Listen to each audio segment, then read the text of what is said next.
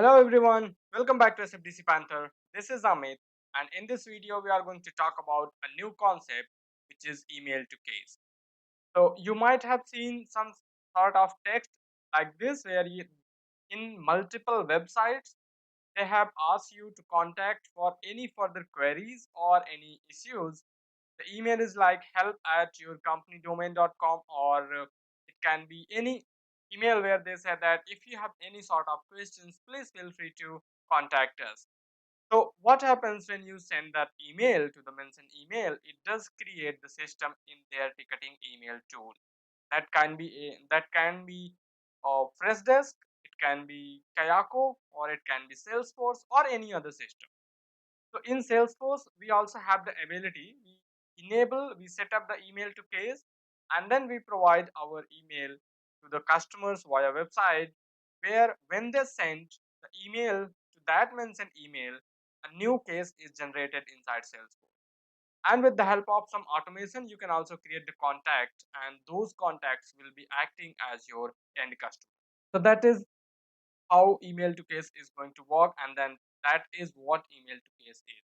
Then there is one more concept which is known as on demand email to case. What exactly it is?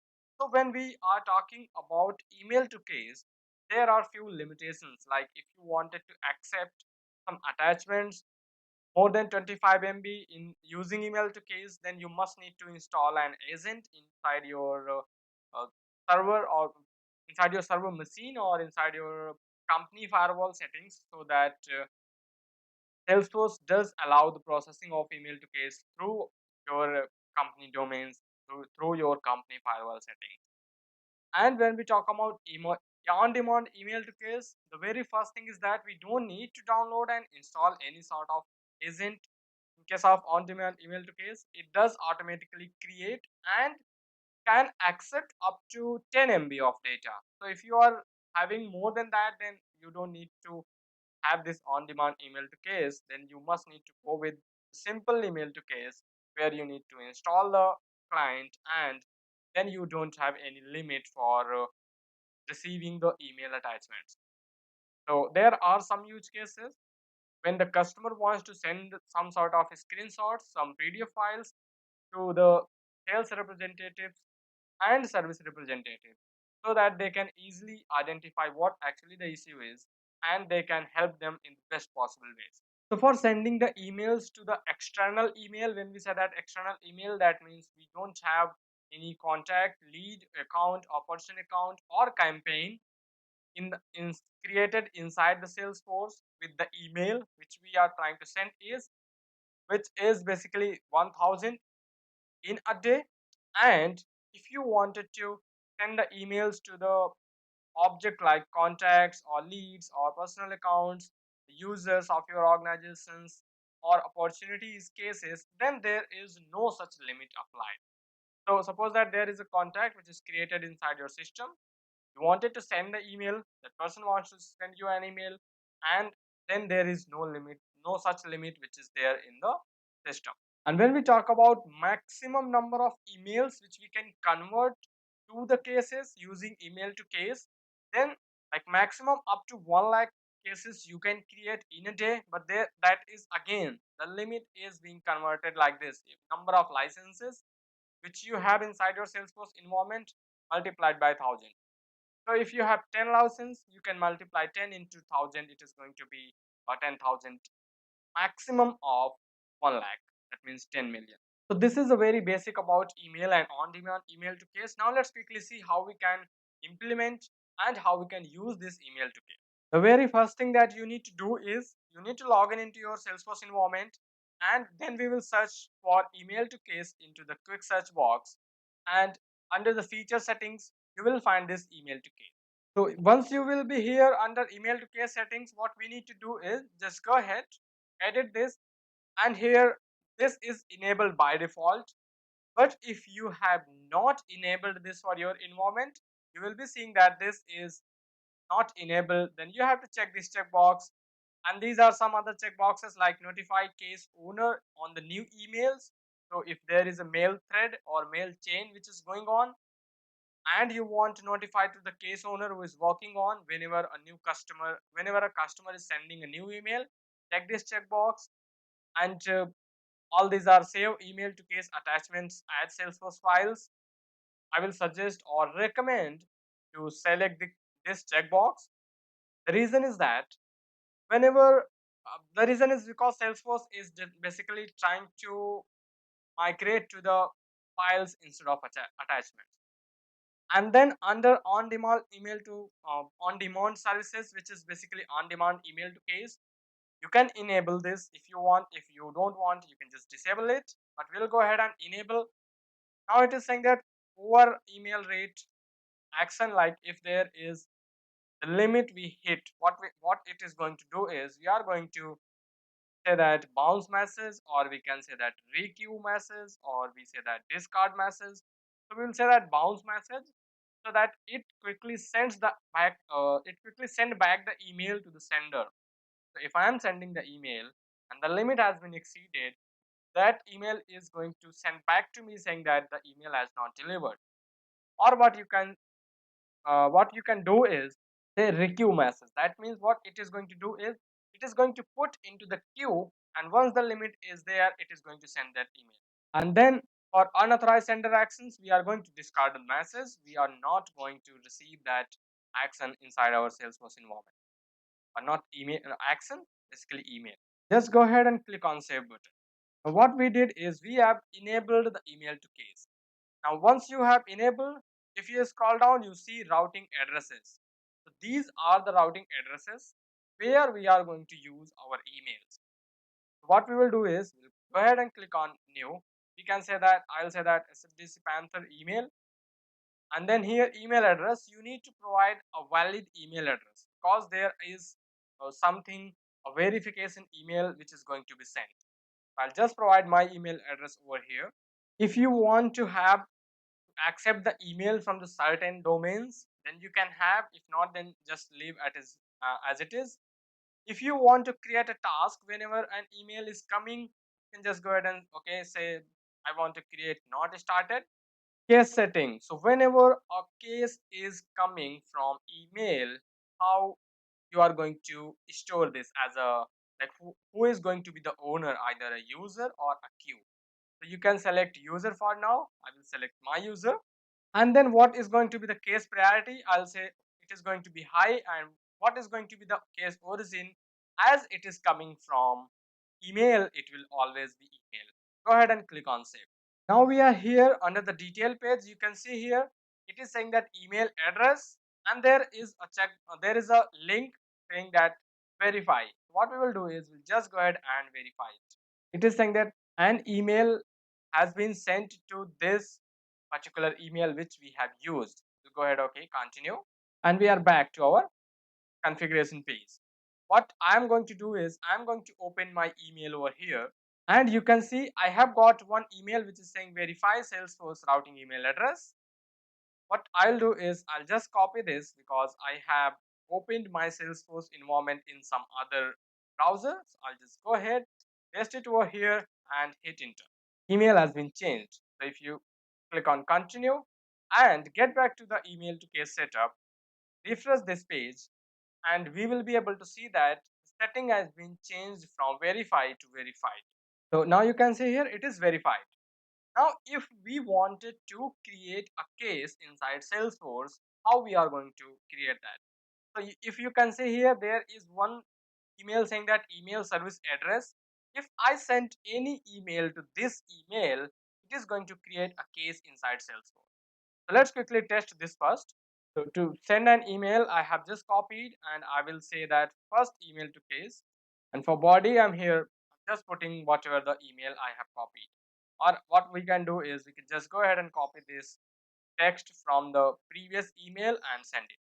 Now we have sent this email to the email which we have got from Salesforce email to case setup. And now if you get back to your Salesforce environment, go to the case tab, and from the case tab, if you refresh this, it is saying that all open cases. We'll see here if we have got yeah, let's quickly add create basically a new list view. I'm going to create, so that I will say that new this week, and we will have the cases for the particular week. So what I said is date time opened. Basically, this is the created date of our case record equals this week. Click on done and save it. So there is one case which has been created this week, which is saying that first email to case we have created by sending an email, and if you open this we will be able to see the detail, and in the detail if you scroll down, web email is going to be our email address from where we sent. Web name is going to be the name of the sender, basically, which is there in the email. And if you scroll down, the subject is going to be whatever the subject you have given in the email, and this is going to be the description, basically the email body that you have got. If you see the case scales on the left, every single thing is here. Now the question is saying that because we have sent the email to this particular email address, you might be saying that okay, we are not seeing this kind of email over any sort of website. So what we do is we basically add this email as a forwarding email address to the emails. What email look like is we have already seen like help at your company domain. If I say that help at sfdcpanther.com like this, okay. So now what we will do is we'll get back to our email. As an admin, you can do this, or you might need to ask to your or client to add these, provide the steps. So you just need to click on this gear icon and then click on this see all settings. Once you have got this, you need to select forwarding and pop IMAP. Just select add forwarding email address, paste whatever the email you have copied, and click on next. So it is going to show you the pop-up and it will say, oh, do you really want to proceed? I will say yes. And it is saying add a forwarding address, a confirmation email has been sent to this particular email. Okay. And we will click on OK. Now, once you have proceed this, what you need to do is just go to your Salesforce environment, refresh the new this week, the list view which we have created, and you will see that there is one more email which is saying that Gmail forwarding confirmation. So what you need to do is just go ahead and open this case, and under the body of this case you will see there is one confirmation code. You just need to copy this. Now what you need to do is get back to your email to the verification section and come back here and click on verify. So as soon as you will click on verify, it is saying for by default it is saying disable forwarding. You need to just go ahead and click on forward a copy of incoming email to this particular email and keep Gmail copy in the inbox and go ahead click on save change. Now you can see here you are forwarding the email to this particular email. Now if I send an email to the email which is amit.a, basically the same email I'm in, and if I send here I will say that second email to case and use the same, or I can use some sort of other content which is there. So you can see here I've got a different body and we just need to click on send. We have sent, the email is here. Now if we get back to our Salesforce environment, go to the cases list view, refresh it, and we should be able to see the case in a few seconds over here. Sometimes it does take time, but yeah, it will create the case because we are forwarding the email. Now you can see here we have got second email to case. Go ahead and open it, and once you have opened in the case detail, or if you can go to the detail page because you might be in the different application, you will be able to see that priorities high email is this. And if you get back to the feed and go to the call logs, or there are the tasks that we have tried to create, so you might wanted to verify if the task has been created or not. This is the one thing that you have, right? Now if you get back to the uh, related page, the related tab, there might be related tab over here, and if you see here open activities, this is the email which is basically we are creating. This is our task, and there is one thing that we also can see over here. There is one related list called as email message. So let's see if we have got all the related list over here. We are not able to see that.